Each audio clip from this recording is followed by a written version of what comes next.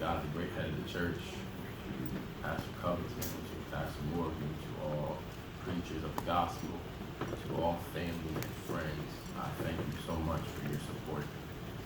Luke chapter 17, verse 11 through 19.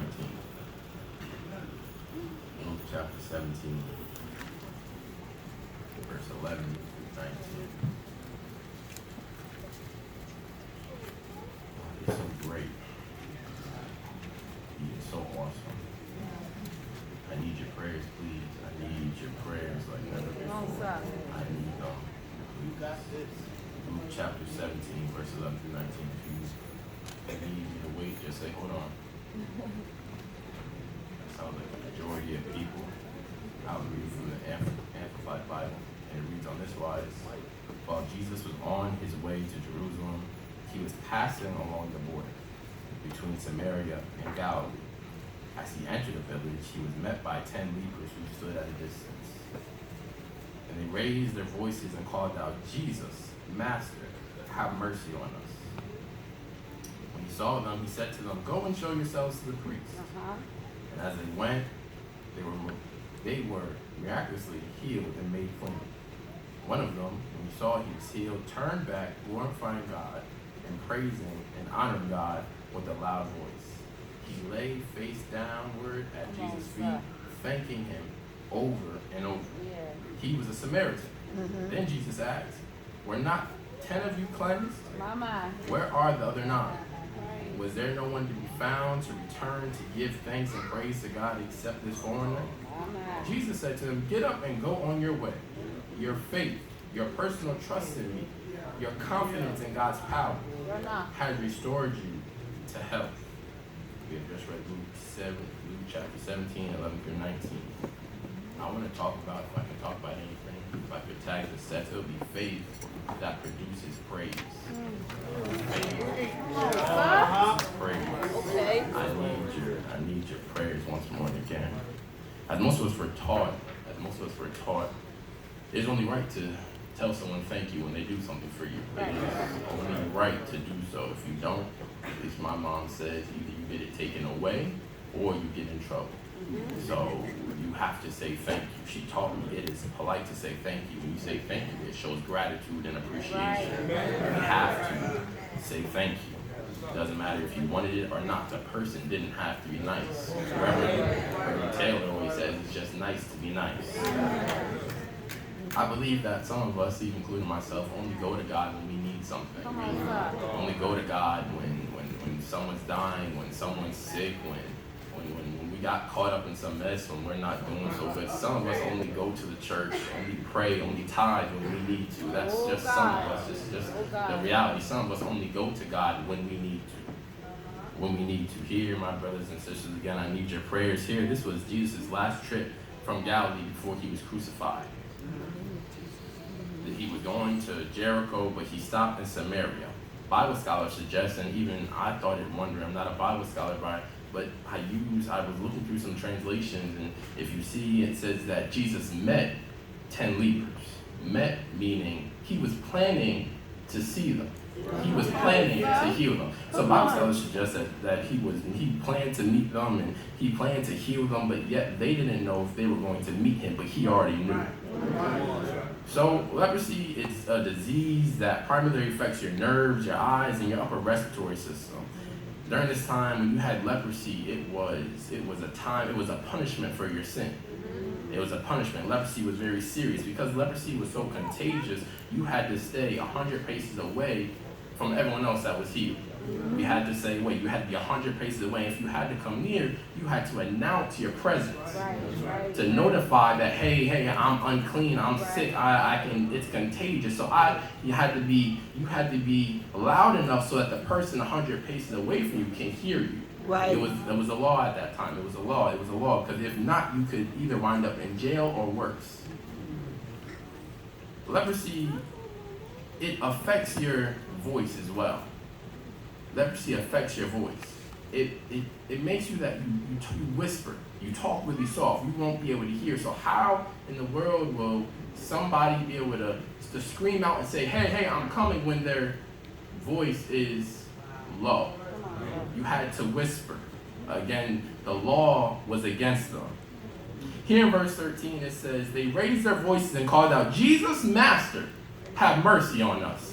Again, we see 10 men trying to get Jesus' attention. We see 10 men trying to get him to heal them. But mind you, they don't know that he already was planning to meet them. Wow. But yet he says, they say, Jesus, Master, have mercy on us. Here it tells us that they know who he is. They know the power and the authority that he has. Because he says, Jesus, Master, have mercy on us. Why are they saying have mercy? Because guess what? Leprosy was a punishment for their sin. So now they're saying, Jesus, Master, have mercy on us. So that tells us that they're not ignorant on who he is. They're not ignorant. They are knowledgeable on who is walking across. So my brothers and sisters, how in the world do they raise their voice if they have leprosy? Right. It seems the fact that when they called on Jesus, that their leprosy was no longer a problem. It seems to me that when they called on Jesus, that little whisper that they had was suddenly disappeared. I don't know how, but I have a strange suspicion that it only had to be by God's power that when they called on that great name, everything else had to change. Verse 14 it says, when he saw them, he said to them, go and show yourselves to the priest. He says when he saw them, he said to them, go and show yourselves to the priest. Mind you, at this time, because they had leprosy, to the normal people, let's say, the normal people, they didn't see them. They were invisible. But God saw them. Come on, sir. So now it's becoming, okay, everyone else doesn't see me. But the King of Kings sees me. The King of Kings realizes who I am, even with what I have done and with what I have. He said he saw them. He saw them. And then he says, go and show yourselves to the priest.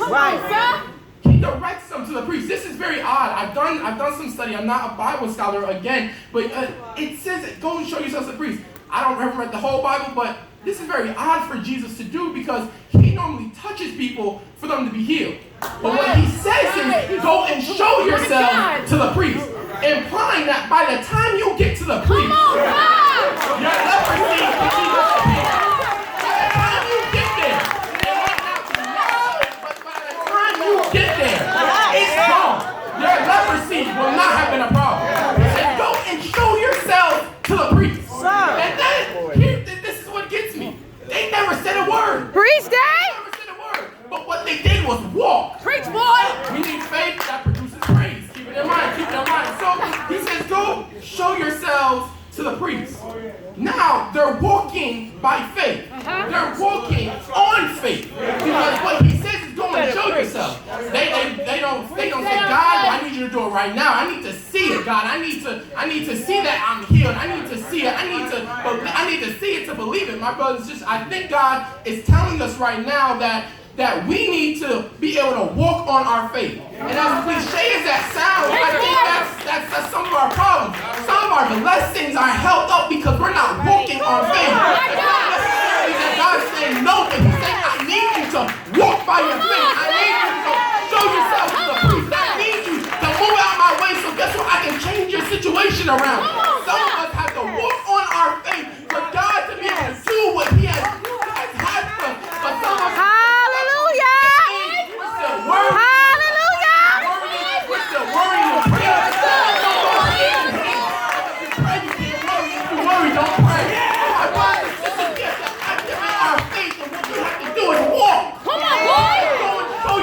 to the priest. Go and show yourself to the priest. It's making more sense to me now. Show yourself to the priest. Go and show yourself. He said, go and show yourself. That's the reason, my brothers. I think some of us are we're still struggling. We're not trusting. Because what faith is complete trust and loyalty to God. Yes. Complete. 95%. But it says complete. It is finished. That means all that you have, he has. That means I am leaning and depending totally on Jesus. That's right. So the point that challenges us is, where is our faith? Where is our faith? We don't know know what would have happened if they stayed there. Right. We don't know what would happen. They might not have got healed. I don't want to put words in the Bible, but I have a strong feeling that if they backtalk Jesus, their leprosy wasn't going nowhere. So I think we have to be careful of God. Well, I know you said this, but I need to do right now. I need you to do this. I need to sing it because we're going getting paid and getting that. But I think some of us are like, God, I don't want to pay you. But he's saying, I need you. Activate your faith by walking, getting out of my way so I can bless you. Yes. So I can bless you.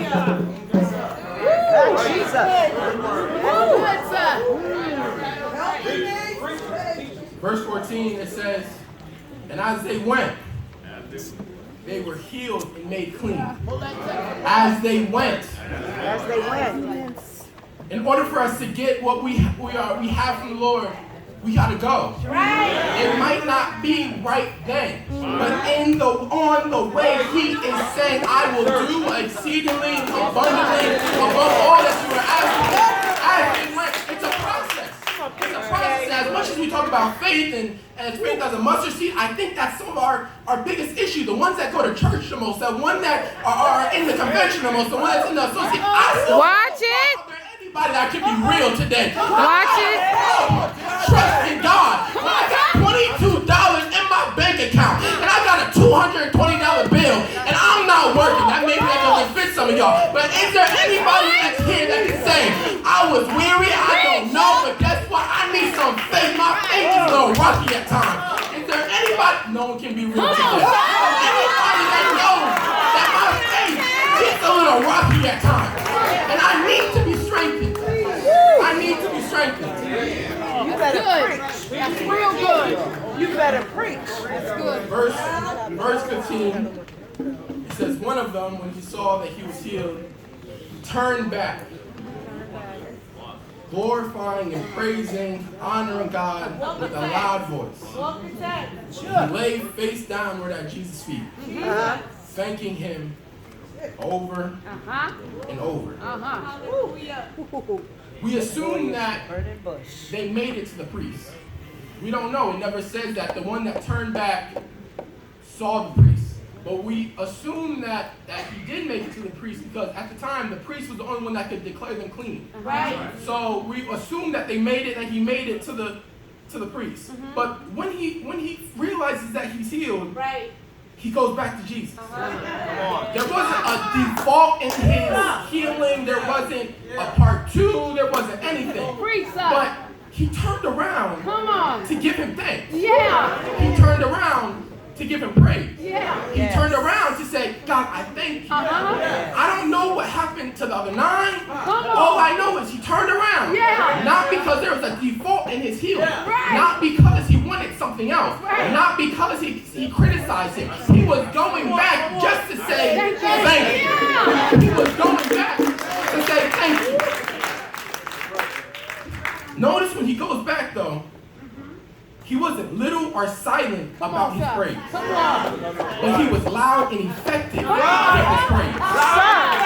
Faith that produces worship. Faith that produces worship. When he came back, he wasn't little or silent about his praise. But he was loud and effective in his praise. It says that with a loud voice, he began praising God over and over and over. He began to praise God over and over and over. But notice when he came back, he went straight to Jesus. He didn't do a Facebook post. He didn't go on Facebook Live. He didn't go on Snapchat. He didn't go to Twitter. He didn't go to my Make it plain. Any of that stuff. But he went straight to Jesus. He went directly to Jesus. Once he found out about his healing, he didn't do nothing. He didn't go past go collect $200. He went straight to the king. He went straight to the source. He went straight to the healer. He went straight to the provider. He went straight to the king of kings. He went straight to the Lord of lords. He went straight to Jehovah Jireh. He went straight to Jesus. He went straight to Jesus. He went straight to Jesus. And when he went, the reason why, my brothers, he went straight to Jesus because he literally understood what it meant to have grace and mercy. My.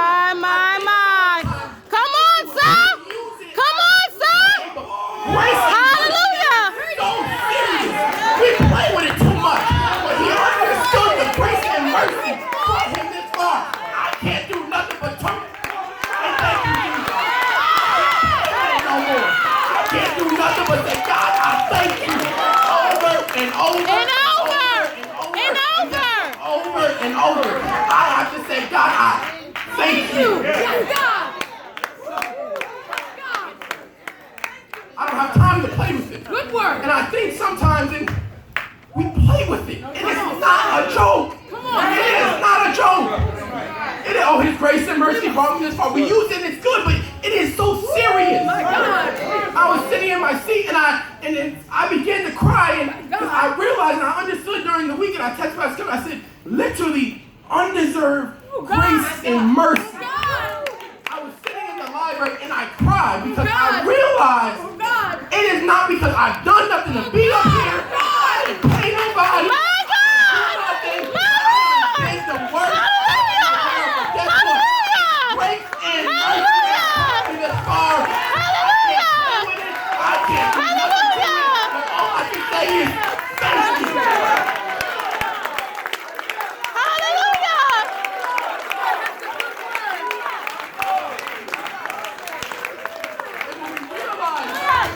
When we realize the sensitiveness of grace and mercy, the form of worship, there is no form of worship. So what happens is when I understand that God has done something that great for me, I will get on my knees, roll on the floor. It says it in the text. He says he was downward, meaning he recognized that there was a higher power. He didn't care about messing up his suit. He didn't care about creasing up his pants. He didn't care about nothing. He said, you are so great to me, I will get on my knees and bow at your feet because you are that high above the heavens. I realized that it was only your grace and your mercy. So guess what? I will worship anyway I need to worship. Some of us need to get in the sensitiveness of worship, and we need to get on our knees because guess what? That's what we need to do. So when I get on my knees, I'm thanking Him for the grace and mercy that brought me this far, and I'm not playing with it no more. It's truly the Lord that was on my side. Grace and mercy. Yes, Lord. Grace and mercy. Hallelujah. Grace and mercy. Thank you, Jesus. Grace. Here's the last part, and I'm done. Come on, sir. Here's the last part. Come on, sir. Preach. It says, Jesus said to them, get up and go on your way. Uh-huh. Your personal trust in me, your confidence in God's power has restored you to health. I was confused because He says your faith has made you well. But the other 9 were healed. So what does that mean when He says your faith has made you well? I read every type of version. I was still confused. And it was only one day during the week I got it. Your personal trust in me has made you well. There's another word that some Bibles use. It says your faith has saved you. Meaning, literally, the others wanted religion. The others wanted the religion of the God. But the last one wanted the relationship with God. The last one wanted the relationship of the God. The 9 wanted the religion of the God. They knew Him. They all knew Him as a healer. They all knew Him as a healer. But now, the one that turns back, he says, I know you as a healer and as my God. So when he goes back, what he's essentially saying is, I trust in you. I believe in you. Now, my brothers, he's literally saying, I give myself away. He's literally saying, I worship you. I adore you. I recognize how great you are. So guess what? I bow before your presence. He literally is saying, some of you aren't catching it. I trust in him. In other words, he's giving his life to Christ. That should make the church shout because anytime someone comes to Christ, you ought to say, God, I thank you. I worship you because you got one more soul that's saved. You got me.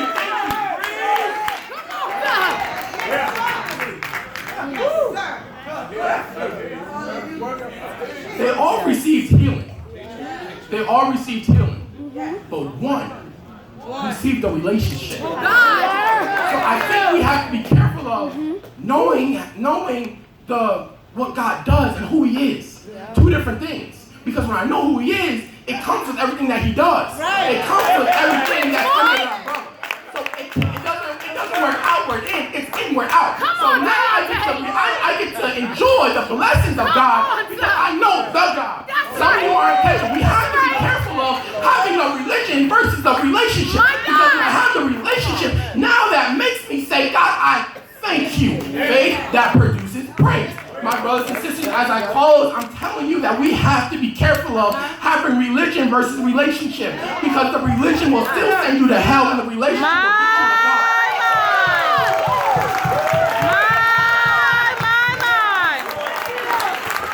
And this is the truth. Some of us need healing. We need deliverance. We need breakthrough. We need something. We need a word from the Lord. We need peace. We need understanding. But here's the secret of the praise. I didn't do this in a couple verses up. They call him Jesus Master. If some of us want to get in touch with the King of Kings, we need to call on that great name. It's not just Jesus. It's not just Master, but it's Jehovah Jireh. It's not just Jesus. It's not Master. It's not Jehovah Jireh. It's King of Kings. It's Lord of Lords. Jehovah Nisi, my provider. My all in all. King of Kings. Lord of Lords. Somebody just lift your voice, because that's what they did. That's what they did. No music. No music.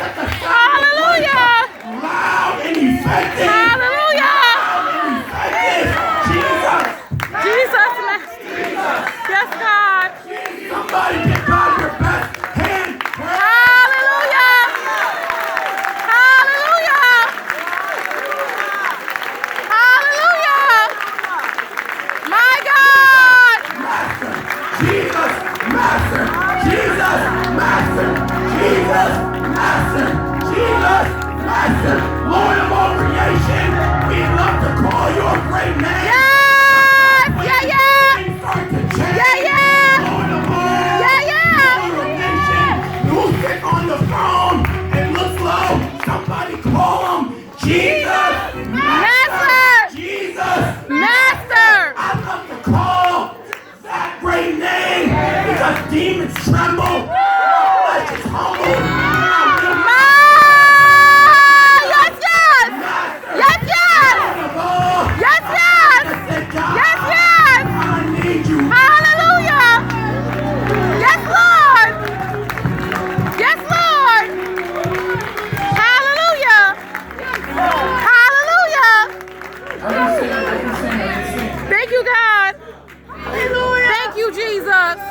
Thank you, Master. Hallelujah. Hallelujah. Thank you, God. Hallelujah. Thank you, Lord. Hallelujah, Jesus. But you know, Thank you, Lord. here's the thing that I realized. When they called his great name, they had a sense of urgency and desperation because they needed something from him. They had urgency and desperation. Sometimes we call his name but don't mean it. We need to attach some urgency and desperation on our worship. We need faith that produces extravagant praise. Praise.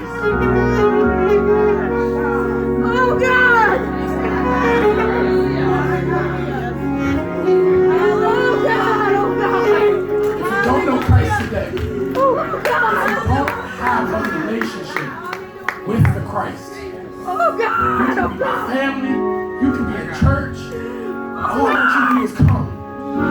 If you don't know him for yourself, if you want to just come down and pray, if you need healing, if you need deliverance, if you need any from the, I know, I appreciate you guys coming, but I feel in my heart, I think that someone wants to give their life to Christ. You might not want to do it publicly, but you're saying, I trust in him. I completely trust in him. I have complete trust and loyalty to him. If you don't know Jesus,